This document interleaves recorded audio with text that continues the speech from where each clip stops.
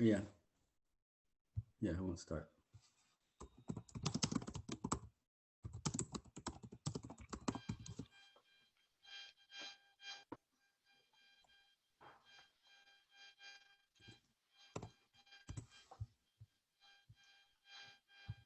Hello. Hello. Hey, Kevin, how are you? I'm doing well. Nice to see you. You as well. Uki, Bill. Hey, Bob. How are you? I'm good, thank you. Good. To introduce you to Kevin Flint from Just Media, Uki from Inbox, and we'll have a chance to meet each other later, but it's a good group. Thank you for joining, Bill. Yeah, sure. Looking forward to it. Absolutely. I have to wear my hat. I like the hat thing going on, man. I got to adopt something like that. It's memorable. It's my calling card. All right. Hey, Uki. Nice Hey to see guys, you. how you guys doing? Good. So Uki and See Kevin some were familiar my- faces again. Yeah, we were. I think probably about half of us are alumni from the group that met in April. So it's good to have some continuity. Nice. So how's everyone been surviving lockdown? Mm. Surviving, I think pretty well, considering. So Feels like I'm gonna. Groundhog Day. Yeah, so I'm gonna. We're in practice mode now. Once we get to the point where we're ready to go, I'll hit the broadcast button, and then people will be allowed to join and everything. So any questions or thoughts going to this? So different than last time, instead of starting off with the introductions, which took most of the time last time, we'll start with, we'll just jump right into questions, including polling. And then, So you said there was actually a decent amount of registrants already, huh, Bob? Is that right? We maxed out. We're at 98. I think we can only do 100. Love it. Love it. And Hi, Bob. hey, how's it going? Good, thanks. How are you? Very good, Emma. It's nice to see you again. So Yeah, great to see you. Emma's Thanks for having calling me. from across the pond. She's in. Yeah. Thanks Yeah, for joining. from little feet in London. So it's great. So and then Rob, I'll let you. You know, when you want to jump in with your questions, raise your hand. I added your poll questions to the poll, so I don't know if you're able to do the polling. If not, I will. Hey, Meredith. Hey, James. how you doing? Hey, everyone. Nice to Hi. see you all.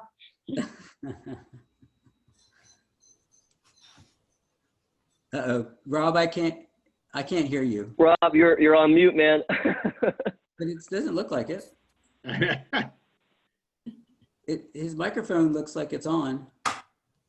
That's an audio thing. Yeah, it's an audio maybe thing. if I can, there's something I can do about this. Yeah, Anya Pete's on mute. He's the only one on mute. I've got a chat here. The chat says Weird audio. weird audio issue. Okay. Yeah, Always maybe- rely on technology at times like this.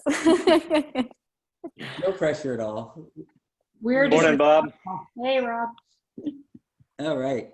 Hey, James. Nice to see you, Meredith.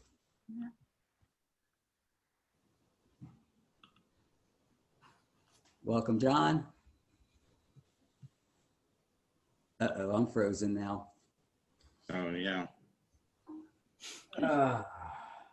I've got my backup phone if I need to. These technology issues.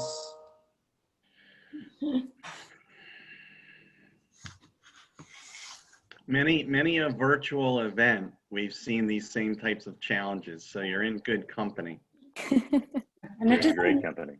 doesn't matter how many times you do dry runs, right? Those will go perfectly. And then Yeah. the moment that you're live, somehow. Seriously. It's like the gremlins come out of somewhere. Can you guys hear me now? This is Rob. There he is. Rob. To switch- Yay. yeah, all my settings are right, but somehow my speaker thing doesn't work. Anyway, I'm going to see if I can do one more thing, but good. Sorry about that. Hi, guys. Hey. Hi there. I love your background. Oh, thank you. Thank you. I've been having both camera and audio problems all week. It's been crazy. Including I had to use my other camera and it was like the background wasn't as good because it was like a different angle. You get side angle when you're looking at the wrong screen. I always find I Oh, forget. exactly. I have to remember to look at my laptop. Oh my gosh. All right, I'm going to try and. Michael, John, nice to see you guys. Hey, Bob. See How you, you Bob. doing? It's a pleasure. A couple more alumni from the first go round. So you're sold out at 100, right? Yeah, I was at 98 when I last looked. I bet it's sold out. Great. Well, my parents said they would register, so. They need 100. Excellent. All right. You guys still hear me? Yes. Yeah. Hallelujah. All right. I've like unplugged, replugged, all that stuff. Anyway, we're good with a minute to spare. All right. So we have a few more people that we can start whenever we start. That's the nice thing about having so many of us. So we'll do we'll do introductions instead of at the beginning. We'll do them the first time you talk. Give an introduction of yourself, your company, what your offerings are, who your target audience is, and then if you can, like an icebreaker, which is what's a favorite book or movie or podcast that's keeping you sane. That went along well, and then we'll try to keep the conversations short, and then if you can raise your hand, even if you want to jump in, I think that's the best way to do it, and I want to make sure everybody gets a chance. Okay, so it's 10 o'clock, and so what I'm going to do is 0 attendees, so they can't go until I broadcast. So I'm going to go ahead and broadcast now. Is everybody ready? Yep. Yeah, Let's this go. is as good. This is as good as we get. 3, 2, 1. Broadcast. All right. Hi, this is Bob Samuels. I'm CEO and co-founder of Tech Connector. Tech Connector is a marketplace of B2B lead gen solutions, ABM and lead gen for B2B marketers and their agents. And I'm delighted to have this outstanding panel of ABM leaders here. We will be discussing best practices and challenges and opportunities. Several of us met 6 months ago at the beginning of this pandemic, so it'd be good to reassess what our predictions look like, how we're doing these days, what can we do to make things even better, how we can survive and thrive going into 2021. So thank you for joining us. Thank you to our panelists, and we can go ahead and start with a poll. And so the first poll, how is your business doing since the COVID pandemic shut down in March? So either for you or for your clients, how are things? Are they better or worse? And so forth. If you can go ahead and answer that. We also have some outstanding attendees for the webinar. Thank you for joining us. Feel free to chime in with your questions and thoughts in the chat. And I think we've got pretty good answers. I'll go ahead and end the poll. And the prevalent answer is somewhat down. And I think we had predicted, we were looking in the beginning, we saw it wasn't too bad. I think we're now feeling it a little more maybe. Anybody want to jump in and explain your answer? Bob, I'll make a quick comment because this, I think I'm Rob Levitt from ITSMA. Great to be with everybody today, and great conversation about ABM. We are an advisor and research firm working on ABM, among other things, and our business is about the same, super busy. ABM is actually up, but other things maybe slowed a little bit. But I think we see a real diversity. And so the slightly down makes a lot of sense to me. There are some companies that are booming because if you're in the middle of digital infrastructure, digital transformation, you're probably, busier than ever. But also catching up. There was a real pause, in the spring as people even if they were doing okay, they were kind of figuring it out. But we've seen research recently showing that ABM on balance is increasing since the pandemic, but that covers a real range, right? So some firms have cut back a lot, some firms are growing dramatically, a bunch in the middle, kind of staying the same. So I think with this, we want to go a click down sometimes from the aggregate view to try and look at different kinds of companies, different sectors, different projects, things like that. Yeah. Yeah, I Makes think, sense. so Bob of mine, and to Rob's point, I think the same thing. So we're somewhat up, but again, I think we're sort of on the opposite end of that, which is we're in the digital marketing space. So people are, as they pivoted out of what they're trying to go do, right, and poured more into digital, and as they started to lean more into ABM, I think we saw a little bit of that as well. So for us, I think it's a broader view, and just to give some context. So, James Kessner, I'm the CMO at Hushly. And so we serve B2B marketers essentially in our world. And so for us, we sit at that top of funnel, but probably think about it as the last mile, which is we do the content engagement, lead conversion, lead enrichment, and we operationalize all that intent data. So everybody that's talking about intent, we take all those signals and make it so that when you're doing ABM or you're doing these campaigns, that you're getting a better, more relevant content experience or account experience for that matter, right? So I think what we're able to see now, as the pandemic kind of came into full swing and people, rejiggered their budgets and everything else, I think we started to see more of an uptick August, September. And I think even as we get into October now, we're seeing a lot more, interest both in what's happening on the digital front, what's happening with ABM, and really doing more investigation on the ABM vendors out there, the ABM platforms, our partners being a lot of those as well. So I think there's a big shift happening. And so, but like you said, there's a lot of companies that are down, and I think and that's probably sector wise, there's probably sectors that are down, some are up. So, but I think from a high tech perspective, we're seeing a pretty big boom, if you want to call it that.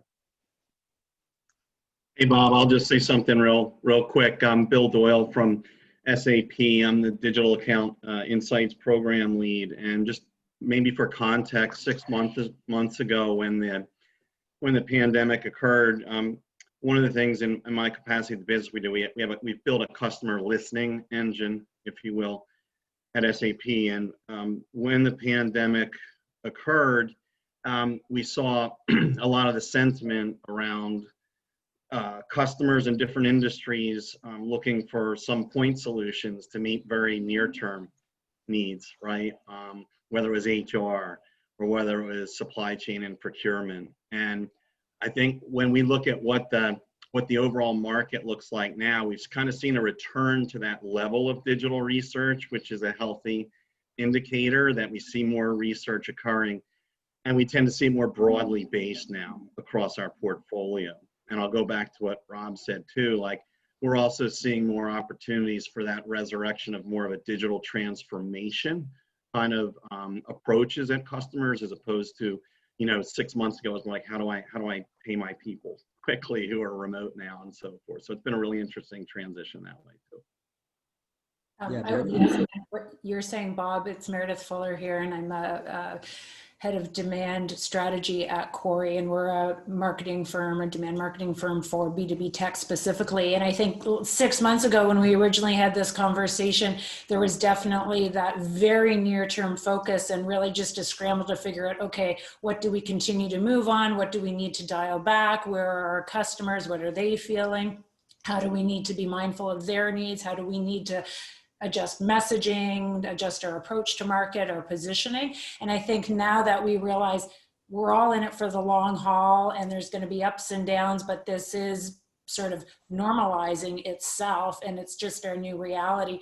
Folks are starting to now look again beyond the horizon, and not to say that marketers still don't have very short-term, tactical, tangible goals to hit, but I think they realize that those need to happen in the context of still bigger business goals, making sure that there's progress, looking out into, the next calendar year, and thinking and understanding that it's just different ways now to do business and we still need to drive forward. So it's a lot less, bandaging, duct taping, and binder twanging, and getting back to sort of really business planning and more proactive, less reactive for those businesses that can. And again, certainly there's some sectors and some businesses within sectors that really have been crippled, but I think generally there's going to be that, you know, rise back to longer term views in the coming months. Yeah, I'd like to jump in there actually and kind of back up that point, Meredith. Sorry, so Emma here from 195, as you can probably tell, from London, not from you guys on the side of the pond. But we are a global demand generation specialists, and I head up our North American team.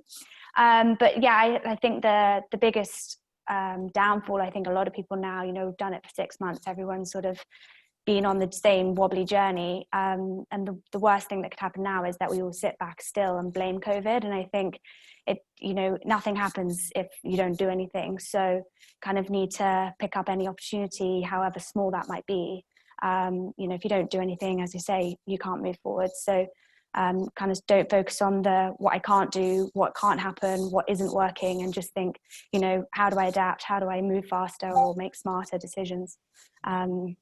To kind of keep that moving, and as you say, shift your messaging, because obviously you want to be sensitive to where there is kind of downfalls in different sectors, but you know, you've got to also jump at the opportunities that you have. Okay. So this is John from TechTarget, CMO here at TechTarget. We are a large marketing and sales services company, the largest publisher of enterprise tech editorial, and the largest provider of enterprise tech intent data. And I wanted to echo something that Bill said and try to connect it to what James and Emma and Meredith have been saying, because I think it's really interesting. Bill started off by saying, focus on listening. And that's the kind of the inbound side, and really listening to what your customers versus the people who are just coming to look at your stuff are doing, differentiating between who has a real need and who doesn't. That's a critical piece. Obviously, Bill at SAP is doing that. But then the really intriguing thing that we're seeing is how hard and yet how important it is to execute on what you're hearing. And so you hear these companies and these leaders say, yeah, you got to execute. And so the companies that have held back and stopped executing or have not adjusted how they execute are not doing as well. They're clearly not taking, you know, the bull by the horns here and saying, I got to make the best I can out of this. So connect the listening to the execution and execute better, more smartly, more in tune with the customer's needs. You know, we're seeing when companies do that, and it's kind of an ABM theme, they're doing better, they're doing fine. Excellent. Rob? Hey, John, that's a perfect segue maybe to our next question, because I think, you know, we're all touching on, okay, you know, it took us a while, we're doing okay, we're in this now for the longer haul. So I think we want to shift now to look at, okay, well, what has changed in our ABM strategies? I mean, of course, we're all mainly digital and so on, but maybe at a little bit more strategic level, how are we now thinking differently about the priorities, the strategic objectives for our ABM programs? Are we shifting to different markets, different kinds of customers? One of the things we talked about 6 months ago was this immediate push to just really reassure our existing customers. You know, and a number of companies, I think, pivoted maybe a little more energy to existing versus new. So now 6 months later, I think we're really curious, how have people settled into this next phase of ABM with perhaps a little bit of a different strategy, a different strategic approach? So Rob, I'll jump in and get this started. Michael Phelan from Go-to-Market Pros in Boston. So one of the things that I'm seeing is, you know, they're missing a lot of ABM marketers. They're missing their net new prospect meetings. They're not getting as many meetings with prospects as they were before, and they're not holding as many meetings as they did before. So if it's booked, it's canceled, it's changed. And that flies into a couple of things. One is prospects are more available than ever. They have less meetings. They're operating from home. So why is it that we're not doubling and tripling our prospect meetings? But on the other hand, I find there's a level of impatience with prospects that they're just not getting what they want from this reach out. There's just not enough value. One thing I've seen change is best practices. You know, vendors are always talking about best practices, but what they're talking about is best practices of their customers. They're not talking about best practices of the prospect's peer companies. So if you reach out to Target and you say, I'd like to meet with you because I understand that Sephora is incredibly good at XYZ, I'd like to share some best practices and a path forward, you'll probably get a meeting. But if you reach out and say, hey, we have a couple of banking case studies we'd like to send over, you know, and we just signed this deal with the Siberian Railroad, they're not going to be that interested. So I think that the reach out and approach has to be much, much better. Prospects are available with the right approach, but they're not leveraging best practices. And the other thing I would say is you don't have to leverage your customers on best practice. Actually, the prospect doesn't even care if you sell to them. So if you call up Target and say, I'd like to talk to you about what Sephora is doing, they don't care whether you're selling to Sephora or not. And that's the key finding is bring peer-based best practices to the prospects and they'll engage with you. But most solution providers aren't doing that today. Hey, Rob. Yeah, Peter, go for it. I'll add on to that. Hi, Peter Isaacson. I'm the CMO at Demandbase. We've been focused on account-based marketing with our ABM platform for as long as I've been here, 6.5 years plus. So we have definitely noticed transformation since the early days of COVID over the last 6 months. Just in terms of you know, account-based marketing was certainly something that a ton of companies were leaning into. A lot of times folks had felt like they were knowledgeable enough on ABM to say, oh, we're good, we're gonna, you know, evaluate the platform and, you know, start executing, which is great. But as budgets became tight and folks really started maybe struggling with kind of how to direct their money for the greatest effect, I think more and more customers and prospects started realizing that ABM was actually a fairly nuanced and could be relatively sophisticated go-to-market approach. And there were some significant strategic choices to be made. And we're looking at more and more help. And I think one of the things that, you know, as an example that we've noticed as a for instance is, you know, Rob, I know ITSMA helped develop the kind of tiered approach to ABM with the one-to-one, the one-to-few, the one-to-many. You know, the research that you guys did showed that more and more companies were moving to a multi-tiered approach, a blended approach. What we've seen is that more and more companies, as an example, are saying, you know what, I don't have the money right now to actually go after all of these tiers. I really want to figure out where I should focus. Should it be the handful of companies that are most important and I take a one-to-one approach, or is it really a one-to-many? Like, where am I going to get the biggest bang for the buck, and how do I make decisions on that using intent and other things? So we've definitely noticed a move towards more sophistication and a desire for more understanding about some of the nuances of ABM strategy. Yeah, and Bob, I'll jump in. I think, you know, on Peter's piece as well, I think on the customer side, what we saw, you know, is a bigger focus on ICP, right? So you really, people are now very focused on getting their ideal customer profile. We saw budgets increase for ABM. People started getting hired more in ABM. So I think on that side, and then I think the need, back to sort of Peter's point, right? Whether that's going to be, I've got a customer, as everyone, you know, focused inward on their customers, it was, how do I know get increase wallet share, whether that's across buying centers in those customers or not. And I think so you had different, you know, that one-to-one piece came out, and I think the one-to-few were sort of, as we saw mid-COVID, and I think we're starting to see the out piece of that. And I think on the vendor side, right, and in Peter's world and some of these other folks, there's a bit of a consolidation piece, right, and probably some ripeness to consolidate and pick some companies up as these guys did with Engagers, which is great as well. So I think we'll hopefully continue to see some of that as well as the expansion and focus as the ROIs have sort of maybe come up on the ABM itself. Yeah, Jeff, go ahead. Hey, everybody. It's Jeff Pedowitz, President and CEO of the Pedowitz Group. We make digital revenue happen for our customers.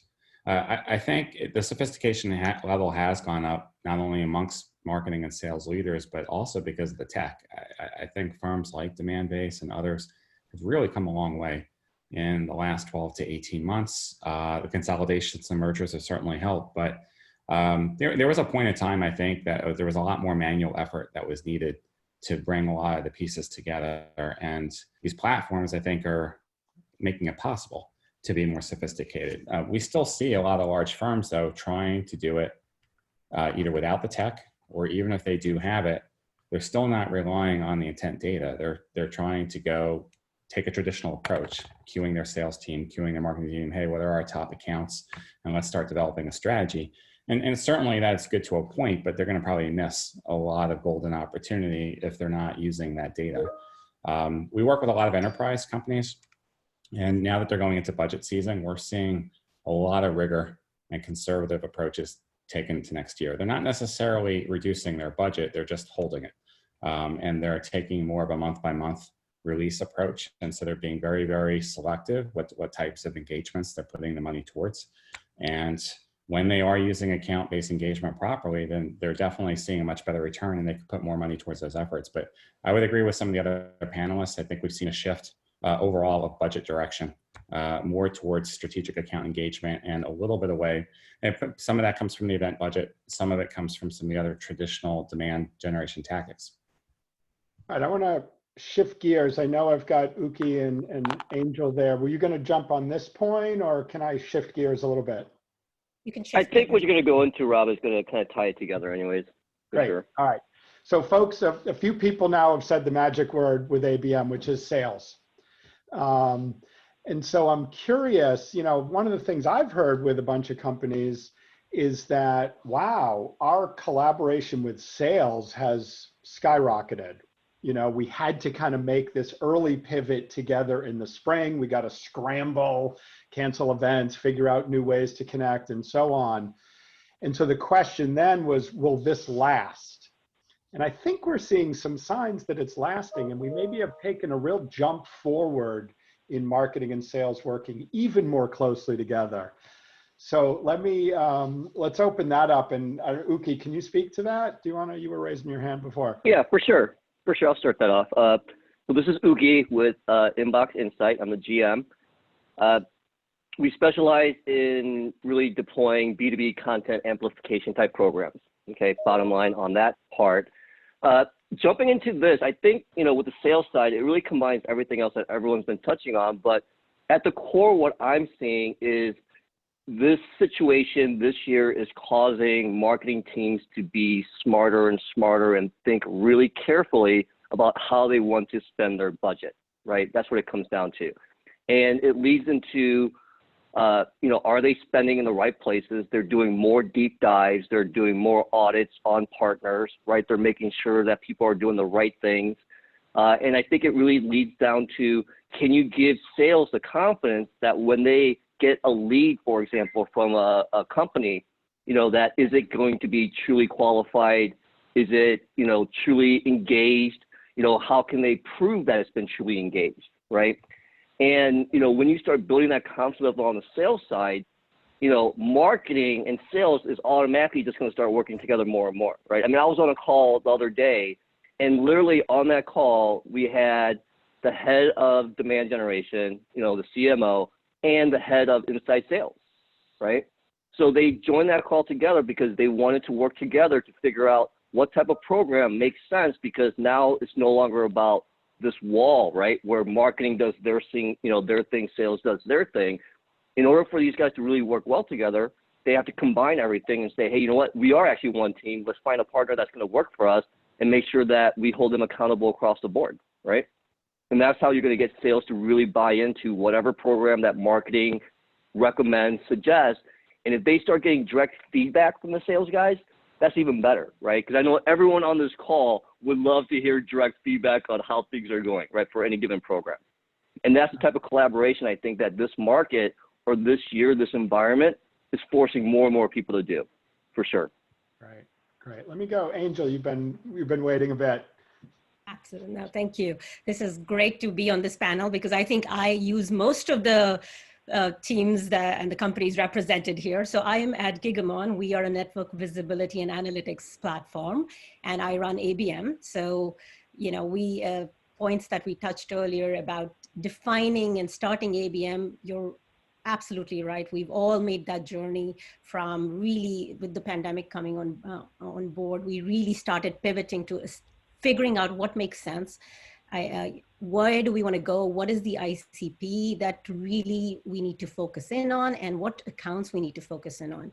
I think Meredith talked to, you know, with the pandemic, there were certain industries that took a hit. So one of the big things that we did in my organization was really define and look at our ABM list and come up with that list of industries that are detractor for verticals, if you will, which we kind of parked for this year. And then we had promoter verticals, which fell into our ABM list. So that's a big shift that happened as soon as March, April hit. And then Uki, to your point, sales collaboration has been the key. For me, success to our program comes from engaging with sales. So one of the big, another shifts that we've been doing is we have dedicated ABM pods where we have an ABM BDR, we have an ABM RSD for that account, and then we have a marketing person like myself who is part of that pod. So that's a shift. So two big vectors: defining the ICP, defining the ABM accounts, and then engaging sales. That's been something that's really showing success. And I think that's a trend that's going to continue in most organizations. And I'm curious to see if, you know, if any of you all are seeing that as you talk to your customers, if anyone's seeing that happen in other organizations as well. Yeah, Kevin, why don't you go next, Kevin? Sure. Introduce yourself. I'm Kevin Flint. I'm a Vice President and Group Director at Just. We're a global marketing services agency, heavily in B2B, but also B2C. And in my talk with clients, you know, it's actually been a bit of a mixed bag, I think, of their experience on marketing and sales alignment. And I think to build off what's just been talked about, you know, I'm seeing that the companies that had better alignment to start with are a little bit further ahead than those that didn't. There are organizations where if the sales team was not as digital, if they did not have all of the right, perhaps, you know, tech tools available, if their data strategies weren't necessarily refined to take advantage of all the signals that are available with intent data, with looking at signals from the website, some of them are sitting around wondering what to do because they can't go drive to the customer and whiteboard and do all the things that traditionally were how you close that enterprise tech deal. And so, you know, we're actually having a lot of conversations about how do you replace the fact that you haven't had and will not have a live sales meeting for a year or longer in some cases. So I think one of the biggest competitive things that's going to be in this market is, can you get that alignment in a digital world and establish those digital touch points with your customers, with your prospects, and get the most value out of your website and all the things you're doing when you can't have some of the tried and true methods that used to work and the reliance on live events and trade shows. You know, those that have found innovative ways to make that alignment, I see being much happier right now than those that are still trying to figure out fundamentally, what do we do when our sales team can't do the things that they think are the top 5 most valuable touch points. So, and now that we know that the work from home world is going to be long-term, you know, the other thing is I'm seeing clients really figure out, okay, you know, we need to establish principles for the long term, and we need to think about strategies for the long term. So I think some of the incremental decisions that were made, even adoptions of things in the tech stack or whatnot, they're going to be reevaluated for, are these the right decisions longer term? And I think our end customers are doing the same thing. You know, a lot of digital transformation happened years worth in about 6 to 8 weeks. Some of those decisions we reevaluated now for, hey, is this a long-term commitment?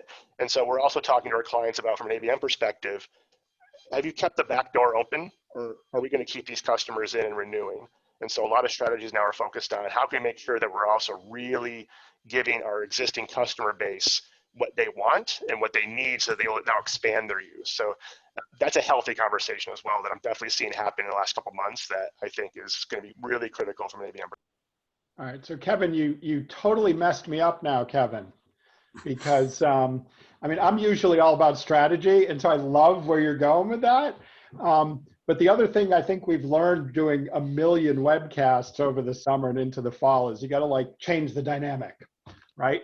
So I'm going to quickly change the dynamic, and let's do a really quick round the Zoom boxes, the checkerboard here on favorite new tactic. What have you seen that's just like, oh wow, that's really cool. That's really interesting that either you've done or one of your clients have done, or you've seen a competitor even do, or so on. So let me call on folks, like super quick, think for a minute, and then let me, I don't know which, I'll start on with my Zoom screen. So I'll start in the middle here. Emma, can I call on you first? Quick. Yeah, of course, cool Rob. tactic.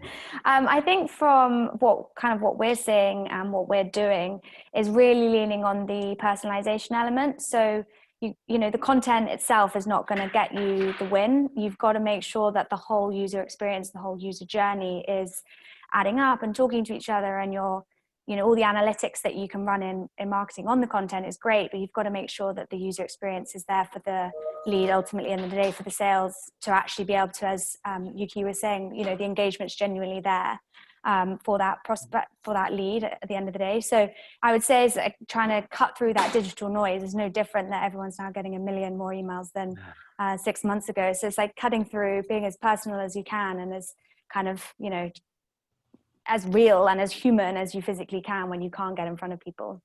Great. Cool. All right. Personalization. Meredith, what about you? So I think two things come to mind very quickly. One is at the beginning of the pandemic, there was a lot of brakes put on direct mails because people were working from home and we can't reach them. And can we even deliver something? Like, would people be open to them? I actually think DMs are now sort of back on the radar, and folks are surprised and delighted when they receive something. And certainly there are folks who are back in the office. It very much depends upon the geography that you're in. But even for those folks who aren't, if you have the opportunity to reach out, and if they're willing to give you perhaps that home address or what have you, I don't think it should be forgotten about as a tactic. I actually think there's a lot of value there.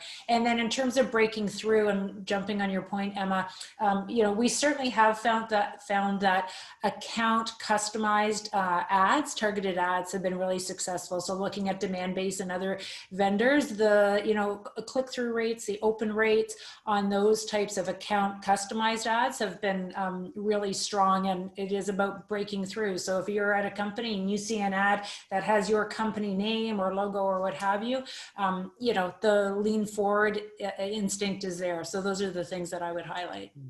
So Meredith, I have brand new, not yet published data to back up your first point about direct mail. I literally just got off a internal phone call, new ITSMA study on how executives engage. And one of the questions we asked about favorite ways to engage, and we put in like direct mail, packages, in meal delivery. That may have tipped the balance. But from when we asked that question in the spring, early pandemic, to now, the percentage of executives who said, yes, this is a preferred way to reach me has doubled. Yeah. It's not like 100%, but it's gone way up in the last 4 months, even since we did the study. So, and again, personalization.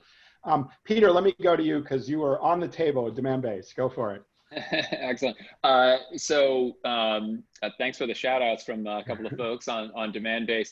I'll give two tactics. I'd be remiss if I didn't include one from Demandbase. I mean, our account-based advertising, we use ourselves, obviously. We have traditionally, or typically, we focused on accounts that are in our ICP that haven't been showing intent or just showing moderate levels of intent to try and get them top of the funnel and using it as that tactic.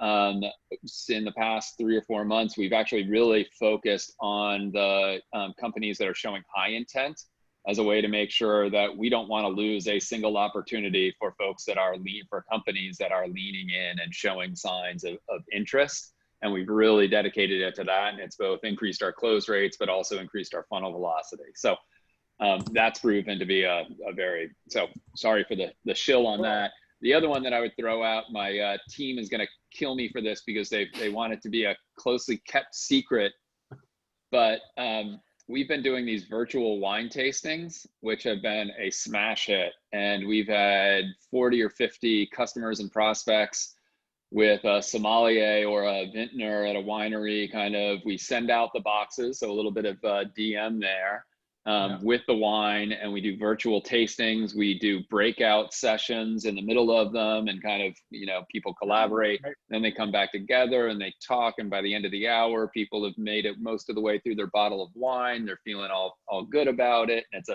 it's been a terrific setting for us to engage virtually in a way that we used to with kind of field events. Peter, I'm an Sorry, Peter, I'm going to take that influencer, idea from you, man. Sorry, I'm going to do it. I think Peter, everyone I'm will an be. influencer. I want to be invited to one of those. We will get you the All invite. right. Absolutely. Let me make sure we get some folks we haven't heard from yet. Kay, introduce yourself and tell us your Kay favorite Keenest from tactic. True Influence. So one of the tips that I think has worked really well is first marketing and sales in the same room, agreeing on the same accounts.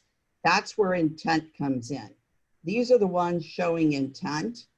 And then you've got to have different ways of getting to them initially if they're an acquire. If they are a customer and you're cross-selling, it's easier. Acquire, you've got to do some fun things. So are you giving them a Grubhub, paying for lunch? Are you doing a direct mail through one of your direct mail providers? But it's not going to be send a bunch of emails. So think about individual sales videos to each account. Right.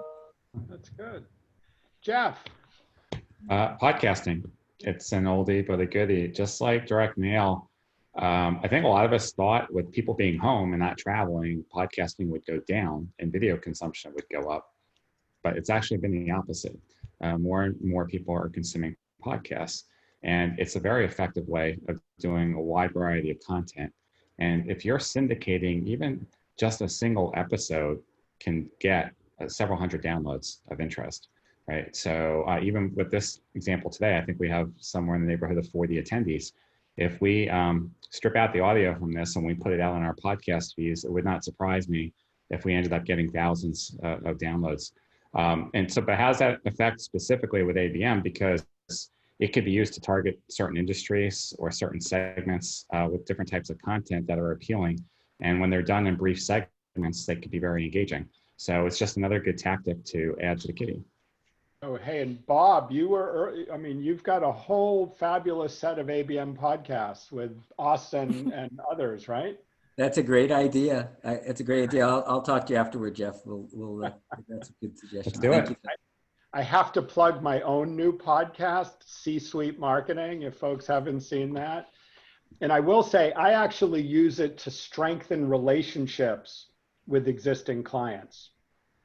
So do an interview, give them a platform, give them a way, you know, it's a good relationship building tool as well, Jeff, I think. Bill. A couple of things that I would say is that in today's kind of world, every seller is inside sales, right? When we think about how this transition to the market has occurred. So in the absence of meetings, the best kind of information we can get to sales, it's what's important. So we look at buying intent, we look at technographics, we look at firmographics, we look at financials, kind of a new area we've been exploring at SAP, and put that together into a context that makes sense for sales. So in terms of tactics, it could be something as simple. They get our signals and our predictive analytics, both on a mobile app that we deliver to them, as well as a portal. They then can go out and do their prospecting and hunting in that manner. So from the standpoint of marketing, delivering to sales, maybe more in a one-to-one view, those are some of the things we do. The last success, you only said one, but we look a lot around programmatic paid social too, in terms of really helping. So I think Kay said, you know, get a listing, get your accounts defined both through sales, but also your market insights, and come together on those you're going to look at. And it could be thousands, because sales likes to have a big aperture too, and put those into a paid social campaign on the sales side, and an integrated one. So marketing does the air cover through paid social.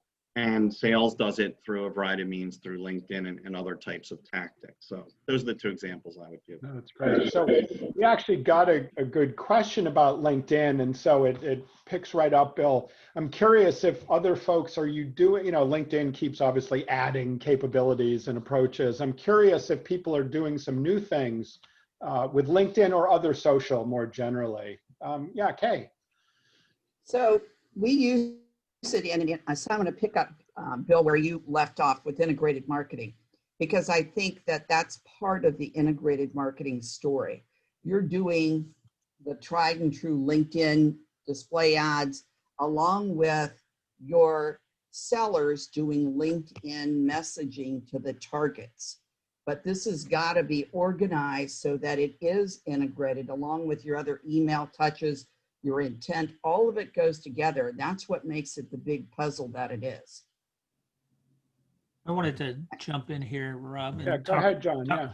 So if we'd say there's this huge umbrella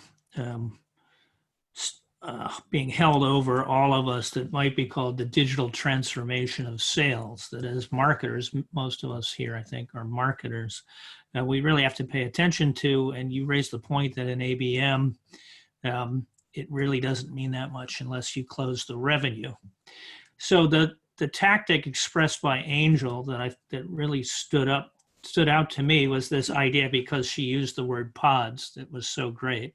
And so I'd say that's a huge transformational concept, because it actually assigns people inside your firm to focus on driving better results. But the same thing makes sense when you're looking out at your prospect companies. And so I would say one of the big tactics we're seeing working is sales and marketing working together to identify, instead of leads, opportunities. And opportunities are groups of buyers, multiple people showing purchase intent signals. And then keeping those people together and managing them in advance of the field salesperson as a group. So we see SDRs moving from just straight lead dispositioning to an awareness of buying groups, defining opportunities. So, John, I want to continue on this thread because Peter, you mentioned earlier about blended strategies and one-to-one, one-to-few, one-to-many. And I think organizationally, there's been a bit of a divide with ABM where companies, and Bill, you would know this in SAP especially, I think, companies doing one-to-one ABM and often one-to-few, individual marketers are oriented to specific accounts or groups of accounts, specific account teams and sales managers. And often with one-to-many, it's a different kind of teaming approach, right? You've got your content team, your events team, your demand gen, and so on, who are working more holistically for large groups. And I'm wondering, from your comment, John and Angel, about different kinds of organizing our teams around ABM. And are people seeing some changes in that? I mean, I also love what you said, Angel, about these new pod kind of approach. I'm curious if other folks are seeing organizational changes in how we do ABM. Yeah, Meredith. So one thing that we've observed to be an increasing trend is actually the development or establishment of centers of excellence.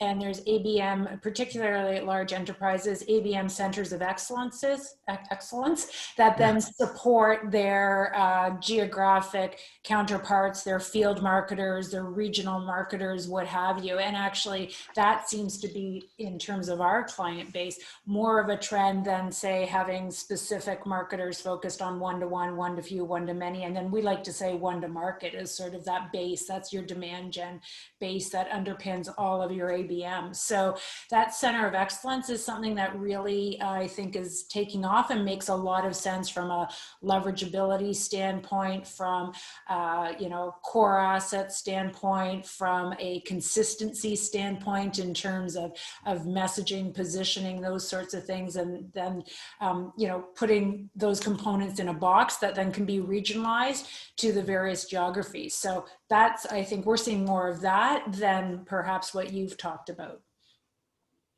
Oh, interesting. Yeah, Michael. Yeah, and I think, you know, one of the things on ABM is, I mean, I think they've done a good job of scaling on, you know, marketing download leads and, you know, getting people to visit the site and all that kind of stuff. But where they've done a horrible job on scaling is scaling what actually drives and creates meetings. And in fact, I would say a lot of ABM marketers, you know, when you ask them about how did your company get your last 100 meetings, they really don't know. And when you talk to sales and you say, well, how did you guys get your last 100 meetings?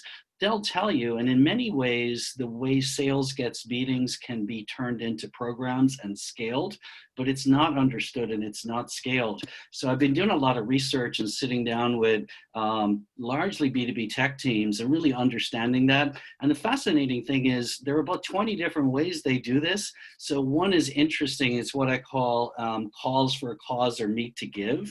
So they'll reach out to a prospect and say, you know, hey, I'd love to get feedback on our new platform and our new features, and I'll donate some money to a COVID charity of choice. Or they look at their profile and see that somebody's, you know, in an animal shelter, and it could be a small thing, could be 20 bucks, it could be 50 bucks.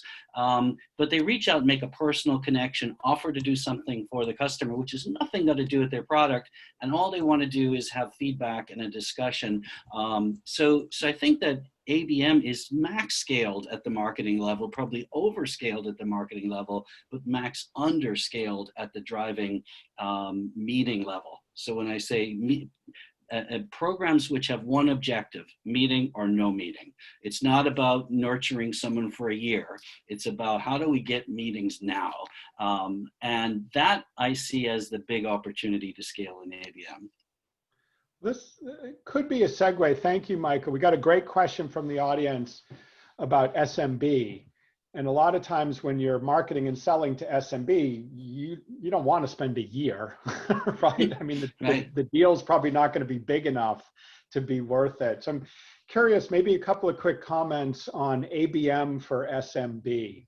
You know, what are people doing, seeing, recommending? Well, really quick on that note then, you know, I think, you know, one of the core questions that people need to ask themselves first too is, how am I going to build my ABM, right? And I think, you know, that's just a really good point that I think everyone should make is, are they putting thought into how they're building the ABM? Are they using data, for example? Are they using, you know, historical like close win, close loss ratios from their sales team? Are they starting to track, you know, what type of personas are going to be good within that ABM to really go after? So once, you know, they ask themselves that hard question, on the SMB side, it's just translating that to, okay, what group of this universe of SMBs, based off of what my company positions and sells, who we go after within that ABM, let's build data so we can actually break down who to go after, right? Versus saying, hey, this is my wish list of 10,000 SMBs, this is my ABM, let's go for it, versus saying, hey, there's 3,000 really targeted SMB type companies that we think is a good fit because of ABC that we tie together, right? Then you don't have to have massive budget to do like some good stuff, but it's again doing that blended approach like everyone's touching on, right? You know, one strategy that we've been pushing hard on is really trying to generate that inbound organic engagement, right? So using a combination of display, social media, retargeting, direct HTML sends, so that we start engaging with these individuals based off what they're searching. We drive them to our client's page so that they start engaging with multiple pieces of assets, content pieces, etc. And guess what? Now you have a person that took action deliberately to start looking at, let's say, this great content from SAP, etc. Right? So building on a little bit on and I think the SMB question is fascinating because SMB is a completely different world. So for example, and I've done a bunch of different programs on SMB. For example, pre-COVID, drive time radio and sports guys, and they're in their truck, they're going to a job, they're fixing a house, they're remodelers, builders, electricians, whatever it is, and they really do listen to these sports personalities. And if the sports personality says, buy my stuff, they get on the phone. It is amazing. So it's a very, very different type of messaging and type of program. And I think a lot of traditional enterprise marketers struggle with SMB because it cuts closer into consumer. So they're part consumers, they're part businesses, it's all kind of tangled up. And you need a blend of traditional B2B marketing, but you also need to look at some broader channels. The final thing I'll say on SMB is the federal government defines an SMB between 1 and 500 employees. There's a hell of a difference between selling to people that are 1 to 2 and 499 to 500. So I think people think the SMB market is homogeneous. It's not at all. You have to have a very, very highly specific segmentation strategy, or else you'll waste a ton of money. And today, half of SMBs are going out of business. So it's even more important to know how to target and how to segment. So for anyone targeting the SMB market, I have a lot of empathy because it is challenging, and you've got to be very thoughtful about how you approach it. Great. All right, I just want to make sure there's a few of our great panelists that we haven't even given a chance yet. So Teresa, I see you're raising your hand. You get I was getting so excited about SMB, and I am your token PBM, so partner business marketing. And so I just wanted to bring into the conversation partnerships and alliances and channels to market. Angel and Bill Doyle, you have two leaders who are amazing, Larissa and your SAP partner team. They're building these whole partner ecosystems, and it's become more important than ever. So everybody has to have a partner ecosystem. Secondly, the influencers. So the influencer. And so who is the influencers, and how do you reach the influencers as you do PBM or ABM? And then I loved what you guys were saying about conversations and getting the conversations going and getting people talking, because people are so hungry to connect right now, just like all of us. And so, the more that we can do that, we seem to deepen these relationships that then become clients and friends and ... So this is awesome. And I love that you do this, Mr. Bob. Great job. Great. All right. Who else do we need to, Olin, Olin, talk about anything, Olin, anything ABM. Well, we think it's all about targeting. Finding the right target is the start and end of the whole process. Whether you're talking, and I agree with the panel's had some great comments, but the fundamental problem of marketing is that of efficiency, and that, in other words, how to eliminate waste. And ABM is the right answer. And I love the question, the response on how do you find the right ABM. And that's true whether you're doing partner marketing or marketing development funds or whatever distribution channel. The end of the day is picking the right target, whether you're using intent data to do it, whether you're using lookalikes to do it, whatever. We think that is the end all game, because at the end of the day, without the right targets, it doesn't matter how good your data is or how good your engagement is or how good your personalization is if you're talking to the wrong audience. Yeah, no, it's and if I could add to that, I think right targets and actionable targeting, because I have found, so we have, as I mentioned earlier, Tech Target, Priority Engine, Demand Base, Engagio. We've got great intent data coming our way, but what I found is, to be successful, having it actionable. So having the ABM, again, going back to my pod concept, having the ABM BDRs, getting those intent signals, getting that buying committee information as soon as possible without putting them into endless nurtures. We have a lead scoring that activates immediately when we have an ABM account, the right persona coming in. We have triggers that immediately run over to the ABM BDR and they follow up. So it's actionable intent that really, I feel, is helping us scale our ABM program. We call it a buying signal, and intent is one of many signals. And intent, if you rely on it too heavily, you can get yourself in trouble. For instance, there's a lot of intent that I'm going to buy a Ferrari. And that intent works really well until you go talk to my wife. Intent simply shows that you're, around the content. Building consensus is really the goal of personalization, right? And to build that, you need to understand not only just the intent, but where are the people coming from? What is their educational background? Why are they interested in one particular subject and not another? And so I think that the key to success is really having an array of signals, not just one, and finding the right mix of signals for your particular business. Great. All right. Anupreet, we haven't heard from you yet. What's going on in your world? All right. So, hey guys, Anupreet, the co-founder of TechConnect. So, Bob and I have been interacting with a good amount of agencies, enterprise accounts, tech companies, and others, identifying what their strategies are, what their plans are, what their ABM strategy looks like, and so forth. So, what my personal understanding, I mean, I'm 100% sure Bob wouldn't agree to this, is that what I think is that all your accounts, more than ABM, it is actually important if if they're in sync, or they're actually, looking out for your product, or if your product makes or your service makes sense to them to spend that buck. So what I want to say actually is that your market research, or your competitive intelligence, or your intent intelligence, like what Olin identified, there's a difference between interest, intent, and buying signals. So depending on how you are segregating those, so let's just say if you're getting, if a tech company is getting in 10,000 leads or 5,000 leads, what algorithm are you using? What mechanism are you using to identify which are the top 50 out of those 5,000 that are actually looking for your sales representative to reach out? And which are the 100 that wouldn't matter?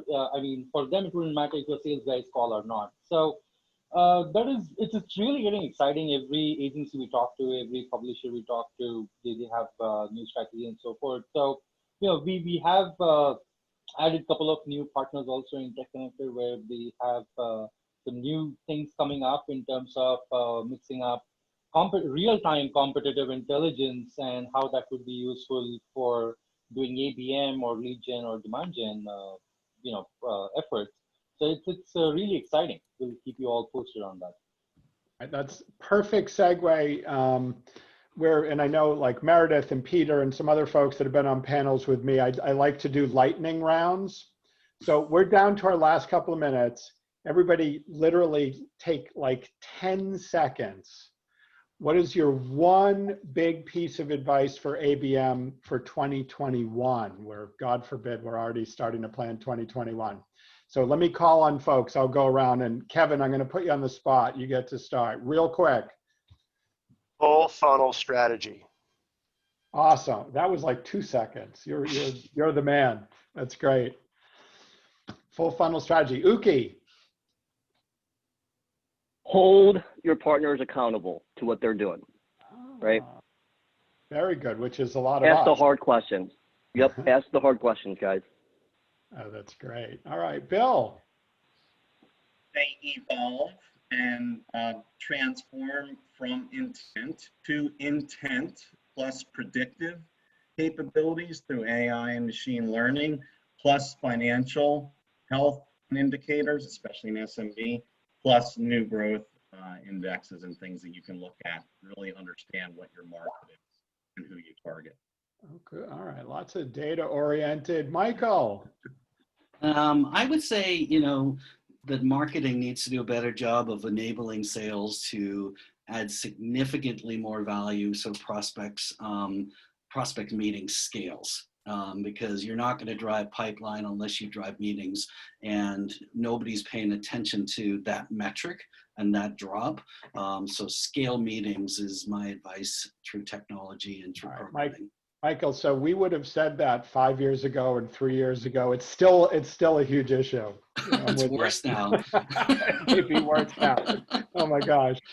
All right, Kay. I would say marketing and sales ongoing planning, every tactic. And this is not today, it's for every week. They don't all work out of the box. Great. All right. right, John. We're going to stick with pods. Pods inside your company, pods at your customers, groups by, individuals don't. And unless you get the group, you're going to miss the opportunity. Oh, good. All right, Peter. Yeah, about a month ago, I did a webinar with Trisha Gelman, CMO at Drift, and Sydney Sloan, CMO at SalesLoft, and we had an equation that we boiled it down to: intent plus personalization factored by time equals pipeline. So I'll leave it at that. Oh, wow. All right, intriguing. I like that. All right, Teresa. Check out the webinar broadcast if you want more detail on that. Excellent. I have two: maximize your partnerships, and when you talked about sales and marketing, eliminate the competition between partners and the vendor generated leads, because you're putting those in competition with each other and it's causing huge issues at the field level. That is a hard. If we solve that in 2021, that would be good. James. Yeah, so I mean, I think mine are focus, right, with the ICP, synthesize that with the data, right, through the intent, like who's in market. And then I think more importantly, as you get all that down, then make sure you get hyper-personalized, right, whether that's going to be at the content level, at the account level, at the role level, making sure that experience is sort of buttoned up. Otherwise, all that effort up top, sort of doesn't do anything. I can't educate anybody. Great. All right, Olin. Focus wins. The objective should be to segment your ICP into groups that you can reach with relevant content. That's the way you scale the personalization. Your goal is to build consensus that you're the right vendor for them. So it's really about focus, focus, focus. Great. All right, we got to go super quick because Bob needs to get the last words here. So Anupreet. So I would say intent signals, buying signals, and arranging your priorities in terms of whom to target and what they're looking for from you. Good. All right, Angel.